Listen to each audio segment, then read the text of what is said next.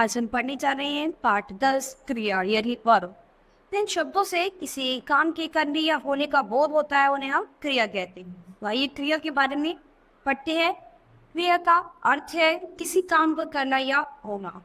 ठीक है, निम्नलिखित वाक्य को पढ़िए और उनमें रंगीन छपे शब्दों पर ध्यान दीजिए। नेताजी ने भाषण दिया।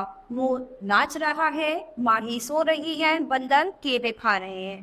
ठीक है, तो यहाँ पर क्रिया क्या हो रही है? इन्होंने भाषण दिया, ये क्या है? क्रिया है। यहाँ पर मोर नाच रहा है तो नाचना क्या है? एक क्रिया है। माही सो रही है तो सोना क्या है? एक क्रिया है। बंदर केले खा रहे हैं तो खाना भी क्या है? एक क्रिया है। उपयुक्त वाक्य में रंगीन छपे सभी पद क्रिया है।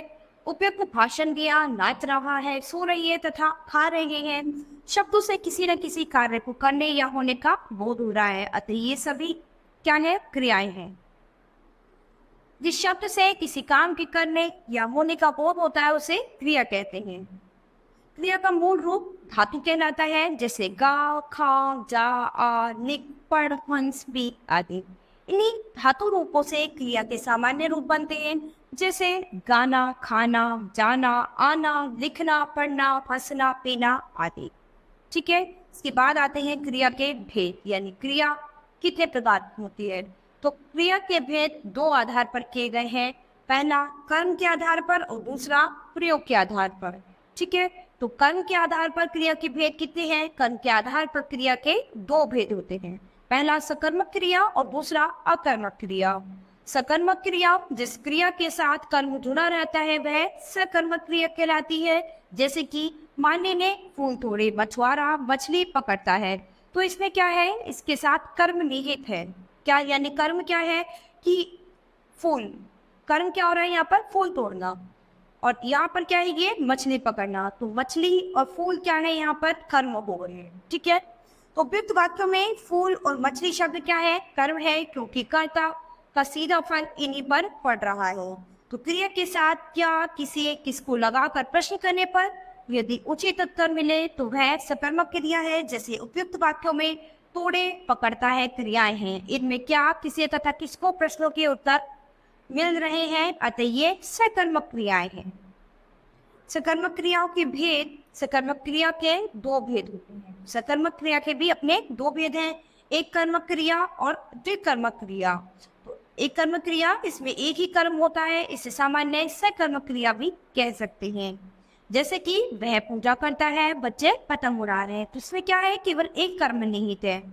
इसके बाद है द्विकर्म क्रिया, जिन सकर्मक क्रियाओं के दो कर्म होते हैं। तो इनमें क्या है? दो कर्म होते हैं, दो कर्मों के साथ दो क्रिया होती है, वो द्विकर्म क्रिया कहलाती है। जैसे कि दादी बच्चों के लिए खाना बनाते हैं, तो यानी यहाँ पर क्या है? दो कर्म निहित है। वह पेन से कविता लिखता है, तो यहाँ प्रत्येक वाक्य में दो दो कर्म है। पहले वाक्य में बच्चों के लिए और खाना, तथा दूसरे वाक्य में पेन और कविता कर्म है, तो यहाँ पर दो दो कर्म निहित है, इसीलिए इन्हें हम द्विकर्मक क्रिया के नाम से जानते हैं। द्विकर्मक क्रिया वाले वाक्यों में क्या और किसको दोनों का उत्तर मिलता है। जैसे कि दादी क्या बनाती है? खाना बनाती है। दादी किसके लिए खाना बनाती है? बच्चों के लिए बनाती है। ठीक है, तो क्या और किसके लगाकर हम इसमें प्रश्न का उत्तर हमें मिल सकता है। इसके बाद है अकर्मक क्रिया। जिस क्रिया के कार्य का फल सीधे कर्ता पर पड़ता है वह अकर्मक क्रिया कहलाती है, यानी इसमें कर्म निहित नहीं होता है। जैसे कि बच्चा रो रहा है, तो रोना क्या हो गई? क्रिया, तो इसका सीधा फर्क किस पे पड़ रहा है? कर्ता पर। इसमें कर्म निहित नहीं है। कबूतर उड़ रहा है, तो उड़ना क्या हो गई? क्रिया, और इसका सीधा फर्क किस पे पड़ रहा है? कर्ता पर। फिर वाक्य में क्रियाओं का फल कर्ता पर ही पड़ रहा है, जैसे रोना क्रिया का फल, बच्चा कर्ता, और उड़ना क्रिया का फल कबूतर कर्ता पर पड़ रहा है, अतः ये क्रियाएं क्या है? अकर्मक है, यानी इनमें कर्म निहित नहीं है। इसके बाद दूसरा देखेंगे प्रयोग के आधार पर क्रिया के भेद। तो प्रयोग के आधार पर क्रिया के कितने भेद हैं? प्रयोग के आधार पर क्रिया के 5 भेद होते हैं। सामान्य क्रिया, संयुक्त क्रिया, नाम धातु क्रिया, प्रेरणार्थक क्रिया, पूर्वकालिक क्रिया। सबसे पहला है सामान्य क्रिया। सामान्य क्रिया में केवल एक ही क्रिया का प्रयोग किया जाता है, जैसे कि कुत्ता मौका, बालक सोए, तो उपयुक्त वाक्यों में भोगा तथा सोए एक ही क्रिया होने से ये सामान्य क्रियाएं हैं। इसके बाद है संयुक्त क्रिया। जब एक से अधिक क्रियाएं साथ साथ प्रयोग की जाती है तो वे संयुक्त क्रियाएं कहलाती हैं। जब एक से अधिक क्रियाएं एक साथ प्रयोग की जाएंगी तो वो संयुक्त क्रियाएं कहलाएंगी। जैसे कि मैं नहा रहा हूँ, वह खेल रहा है। तो उपयुक्त पहले वाक्य में नहा तथा रहा हूँ, दूसरे वाक्य में खेल तथा रहा है, तो दो क्रियाओं का प्रयोग हुआ है। ठीक है, तो यहाँ पर दो क्रियाएं हो रही है, यानी नहाना और रहा हूँ। यहाँ पर खेल और रहा है, तो दो क्रियाएं इसमें निहित हैं, तो इसीलिए ये क्या हो गई, संयुक्त क्रिया हो गई। इसके बाद है नाम धातु क्रिया। संज्ञा, सर्वनाम अथवा विशेषण से बने क्रियापद नाम धातु क्रिया कहलाते हैं। जैसे कि संज्ञा हाथ हथियाना, शर्म शर्माना, सर्वनाम अपना अपनाना। इसके बाद है विशेषण तोतला तुतलाना, साठ सठियाना। इसके बाद है प्रेरणार्थक क्रिया।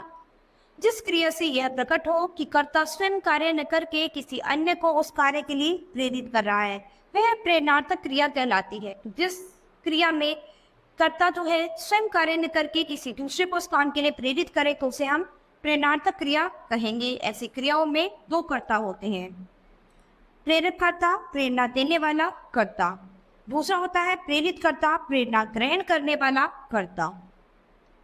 नेहा नौकर से कुत्ते को खाना खिलवाती है।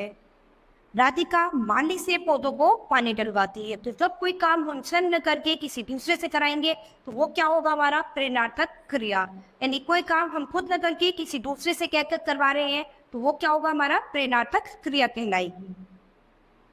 यहाँ नेहा प्रेरक कर्ता स्वयं कुत्तों को खाना न खिलाकर नौकर प्रेरित कर्ता से खाना यानी कार्य खिलाने का कार्य करवाती है। तो जो प्रेरक करता है वो खुद ना करके वो क्या करता है, प्रेरित कर्ता से इस कार्य को करवाता है। अतः यहाँ खिलवाती प्रेरणार्थक क्रिया है। इसी प्रकार दूसरे वाक्य में राधिका स्वयं पौधे में पानी न देकर बल्कि माली से पौधे को पानी दिलवाती है। यहाँ दिलवाती प्रेरणार्थक क्रिया है।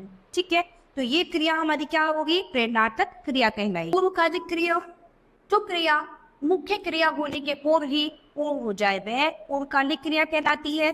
जैसे कि बच्चा नहाकर सो गया, आकाश खिलकर पाठ पढ़ेगा। ठीक है, तो क्या है, क्रिया के पूर्व ही पूर्ण हो जाए। इसमें क्या है, मुख्य क्रिया होने के से पहले ही काम जो है वो पूर्ण हो जाए, तो वो क्या है, पूर्वकालिक क्रिया। तो उपयुक्त दोनों वाक्यों में नहाकर खेलकर पूर्वकालिक क्रियाएं हैं। तो इसमें क्या है, ये दोनों एक पूर्वकालिक क्रियाएं हैं। तो बच्चों यहाँ पर हमने क्रिया और क्रिया के भेद के बारे में पढ़ा। तो क्रिया क्या है, जिन शब्दों से हमें किसी कार्य की करने या होने का बोध होता है वो क्रिया कहलाती है, और क्रिया के भेद हमने इस पाठ में पढ़ लिए हैं।